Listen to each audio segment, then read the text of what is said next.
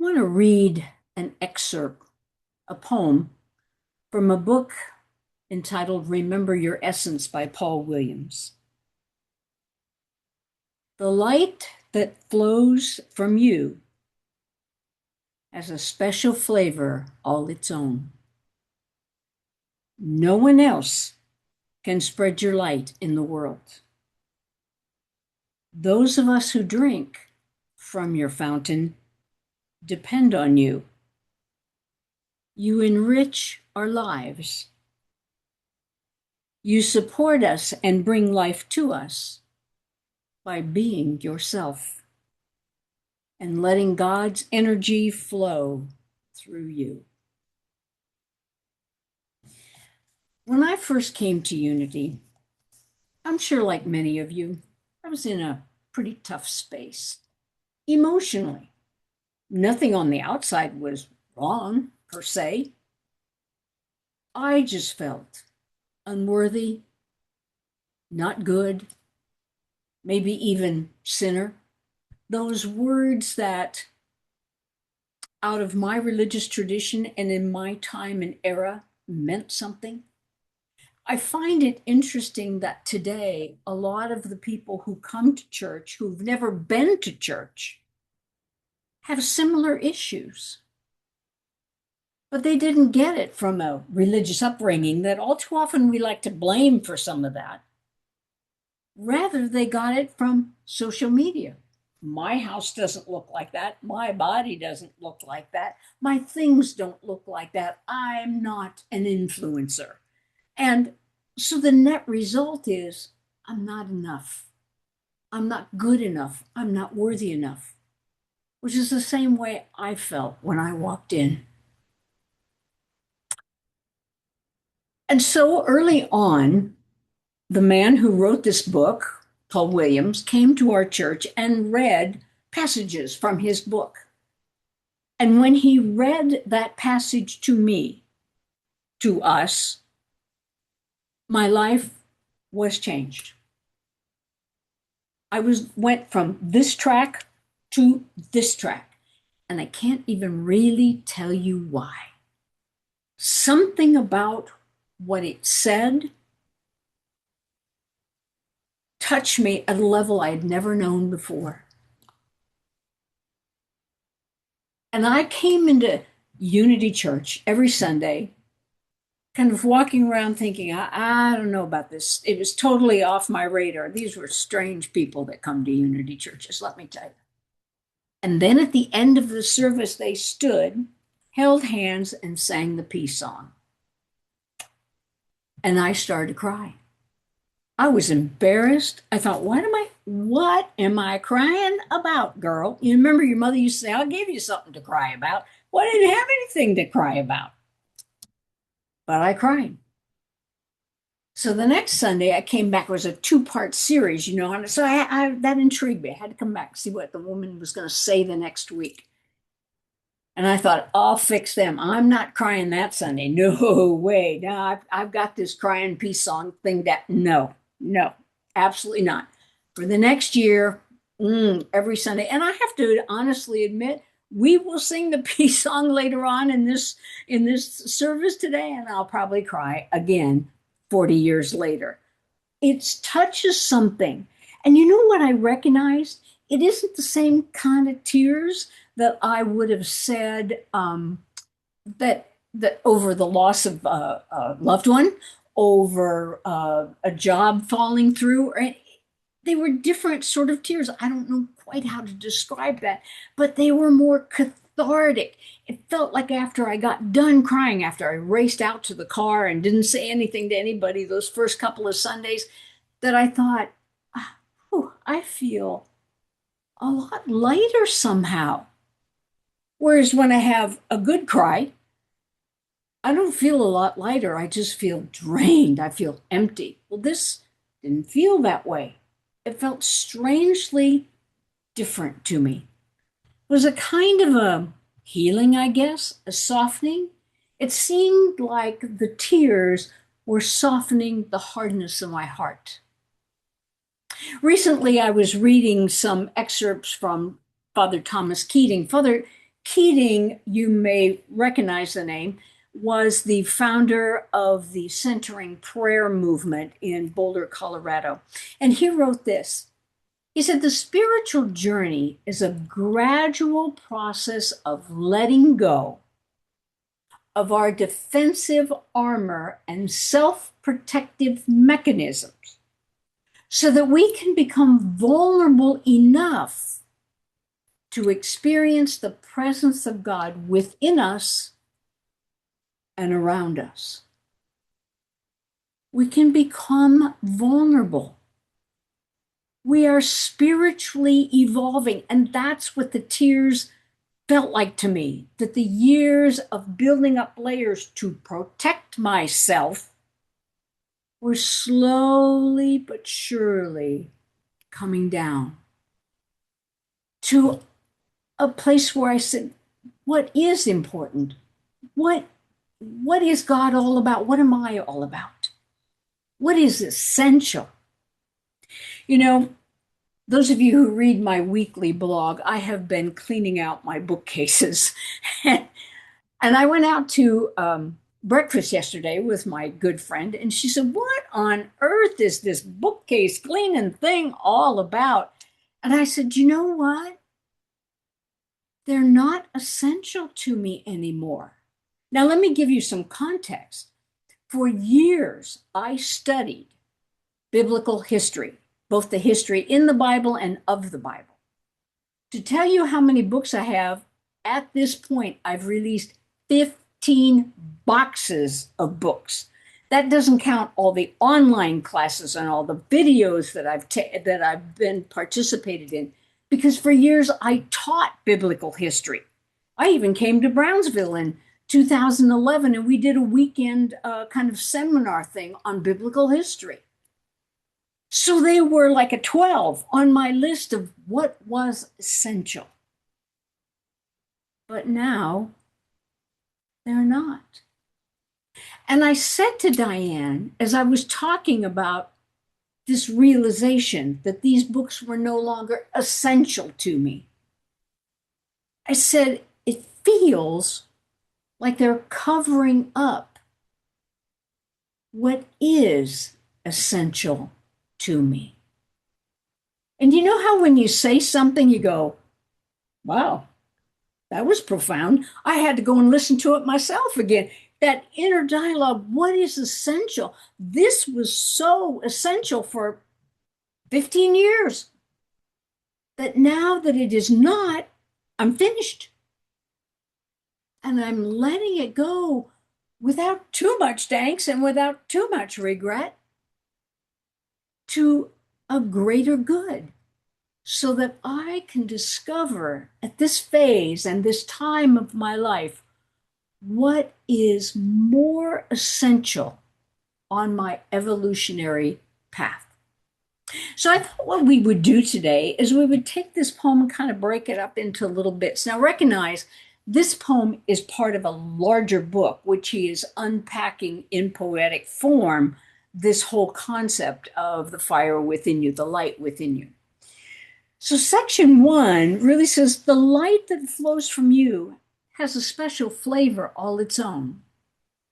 And the implication is, or the question may be, where's this fire and this light coming from?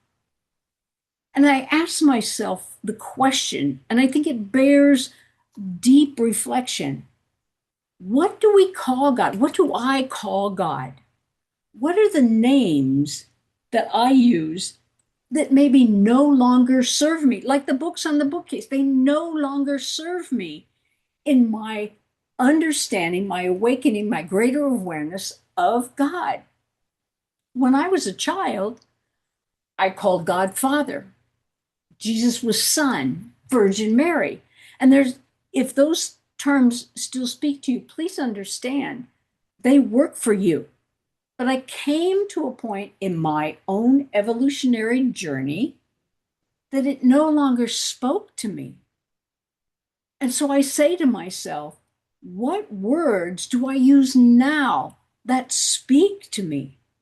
Certainly one presence, one power, but even shorter than that, simply, for me, The word one. What does the word one really mean? And all of the ramifications of that word mean to me about my spiritual journey or the evolution of my spiritual journey. No one else can spread your light in the world. No one else can spread your light in the world. Isn't that interesting? Because this one, let me use my word, this one, this mystery, this source, this eternal presence, I'm connected to. I got my light from this one great light. And that's interesting because we have to accept it. I think, oh, yeah, the light within us. Yeah, we got the light within us. That means something. We have to take a responsibility to shine that light. See, we take it first to accept it. I have the light within me. It's no, I'm not worthy. I'm not good enough.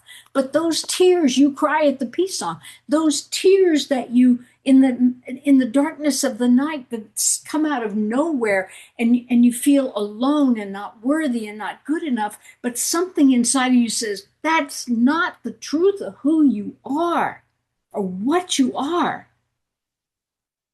Let you know that you're connected to something more. You may not have a name. You may not even have an image or an allegory for it. It doesn't matter. But somehow you know. And so in accepting it, right, we accept that light, that fire that is within us. There comes the counter side of that, and that's the responsibility. I can't take my light and hide it under a bushel. Remember that old song, Hide It Under a Bushel? No, I'm going to let it shine. There would be darkness, a patch of darkness in the landscape of the world if I did not accept the responsibility to let my light shine. Now recognize, sometimes it shines better than others. Sometimes it shines greater than others. That's true. That's our humanness. But to be aware that I have a job, I have a responsibility. I've accepted the light, and now I'm going to share it with the world. Then I'm connected, and I'm not just connected to the light. Think of our families. I'm connected to them, okay? But it's more than connection, right? We share a DNA, whether we like them or not, it doesn't matter. If they run a DNA report, they're going to say, oh, yeah, you guys belong to each other, right? At an essential core level. But even as the DNA is the same, it's different, right? Each person has a little bit different configuration of the DNA than the others. And isn't that the same with God? God has the master DNA, and each of us have an essential part of that DNA, and we're connected to it. Father Keating says, we must let go of our reliance on external landmarks and conditional securities. The only true security is the absolute trust in God's presence within us, which remains unshakable no matter what changes or what collapses around us. Do you trust that truth? Do you live in an awareness of it? That your light means something to others, even as it means something to you? That you have both the acceptance of it and the responsibility of it? Because Paul says, those of us who drink from your fountain depend on you. You enrich our lives. You enrich our lives. Your support, you support us and bring life to us by being yourself, by letting God's energy flow through you. See, in section 3 of that poem, there's that sense that we're unique, but that our uniqueness means we shine it to others. It's not about, as Father Keating said, it's not about our titles or our position or our money or our fame or whatever all of that external stuff is. It's about our willingness to accept the responsibility. We have a responsibility to be the light, to be kind of I like the image of the old-fashioned lantern, that where each of us individually are leading the way for others to follow. Somebody has to lead. Somebody has to go into the darkness, and that is our job as we acknowledge the gift of the light and fire that is uniquely, individually ours, and we take it forth into the world. He says, our standard of progress in the spiritual journey is our growing capacity to love others and to accept them just the way they are. The fruit of centering prayer meditation is a quiet transformation that shows up in daily life as a spontaneous sensitivity to the needs of others. A spontaneous sensitivity, a softening of our heart. You see, when our hearts are hard, remember the old story of Pharaoh in Exodus? His heart was hard. So he couldn't see Moses, and he couldn't see all that they were asking and wanting to be free to go to their own country. He wasn't sensitive. He didn't care. He had his own agenda, a physical, literal agenda. I think what that means is our homework, being the good teacher that I am, is not just to pray with all of our heart and all of our good intentions, but to really ask ourselves, what is essential on my spiritual journey now? This poem was essential. It was critical. It was crucial on my spiritual journey 40 years ago. It moved me dramatically. This one passage that I share with you today. Some of you may be saying, didn't do a thing for me. Others may be saying, oh, that was interesting. It's a nice little poem. But even to me today, these words still touch me in a way I can't really explain. So to probe the words, we need to see how they can limit us, how they can expand our understanding of God. Because the reality is, we can only grow spiritually by living the insights, inspiration, and revelation that we have been given. We're not going to get new insight, new revelation, new ideas until we use what we have gotten. And therefore, we need to know what it is and call it as it is. Who are you praying to? What are you aligning with? The answer to the questions are very profound because they call to the mystery that indwells you. To remember our essence and to what is essential allows us to go brighter, softer, with the burning and the tears of letting go. The light that flows from you has a special flavor all its own.